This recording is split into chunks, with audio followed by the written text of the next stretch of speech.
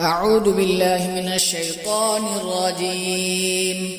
بسم الله الرحمن الرحيم. سبح اسم ربك الأعلى الذي خلق فسوى والذي قدر فهدى والذي أخرج المرعى فجعله غثاء نحوا سنقرئك فلا تنسى إلا ما شاء